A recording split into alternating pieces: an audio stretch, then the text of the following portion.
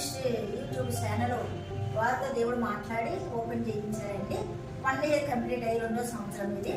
మరి ఇది కూడా మరి తయారు చేసి ప్రతిష్ఠిత చేసే కొరకు యేసయ్య ఇచ్చాడు. ఆయనకే ఘనత మహిమ ప్రభావాలు చెల్లినదాకా. ఈ నూతన సంవత్సరంలో ఈ కంపెనీని ఈ బిడ్డ పార్ట్నర్స్ ఇద్దరు మేనేజర్లను కూడా దేవుడు దీవించాలని, ఇది మొదలుకొని అగ్గయ్య 2:19లో ఇది మొదలుకొని మిమ్మల్ని ఆస్వాదించేదను దీవించేదని బిడ్డలకి దేవుడు వాగ్దానం ఇచ్చాడు.